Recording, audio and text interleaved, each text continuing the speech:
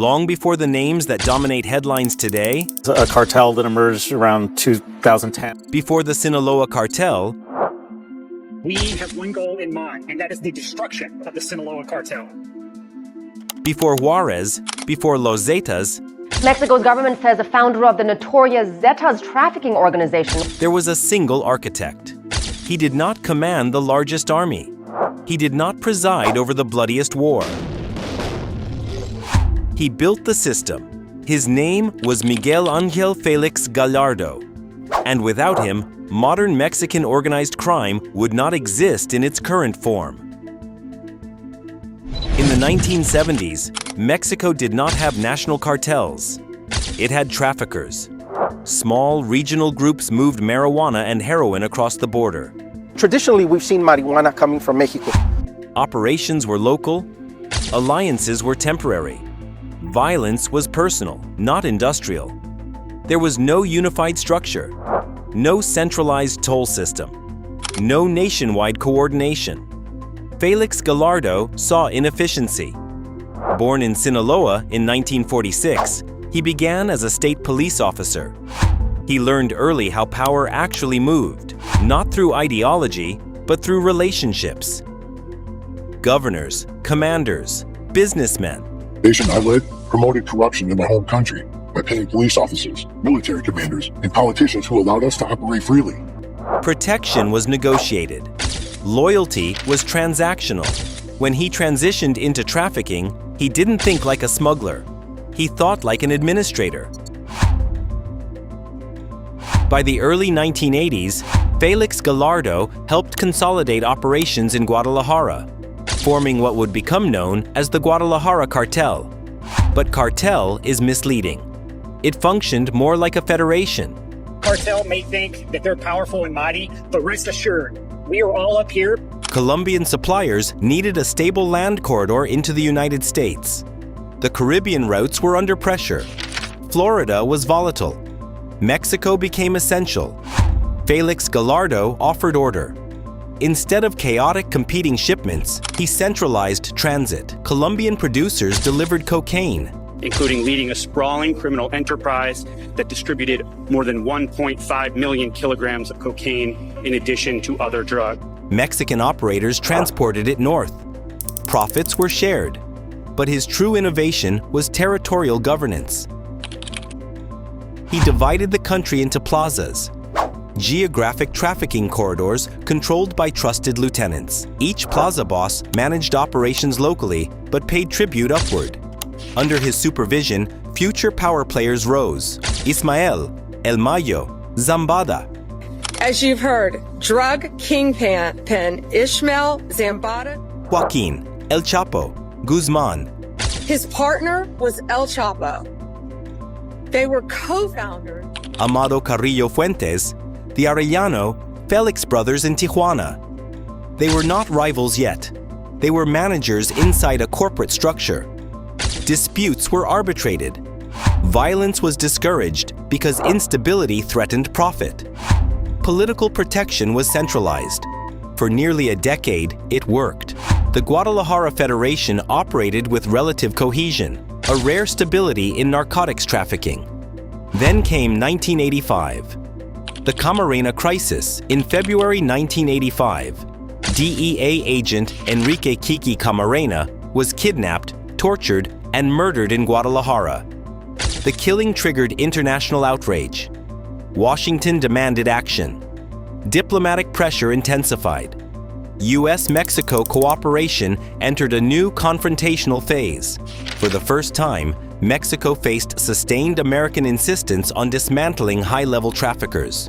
The Guadalajara Federation, once shielded by negotiated protection, was exposed. Arrests followed. Political cover thinned. International scrutiny increased. Félix Gallardo understood something critical. Centralized power had become liability. Arrest and division. In 1989, Félix Gallardo was arrested, but before and during his imprisonment, he oversaw territorial redistribution. Tijuana to the Arellano Félix family. Juarez to Amado Carrillo Fuentes. Sinaloa routes to Guzman and Zambada. the Federation dissolved into autonomous organizations. His reasoning was strategic. Smaller groups would be harder to dismantle. Fragmentation would protect the whole. But fragmentation has consequences. Without a central arbiter, rivalry replaces coordination. The 1990s, controlled collapse. For a short period, the successor groups maintained uneasy balance. Then disputes escalated. Assassinations in Tijuana. Power struggles in Sinaloa. Every rupture intensified competition. The structure Félix Gallardo built did not disappear. It multiplied. Militarized era. By the mid-2000s, cartel violence escalated nationally. In 2006, President Felipe Calderón deployed the military against trafficking organizations, initiating a new phase of the drug war. Leadership decapitation became doctrine. Arrest the heads. Fragment the networks. But fragmentation was already embedded in the blueprint. The plaza system encouraged territorial identity. Territorial identity encouraged defense.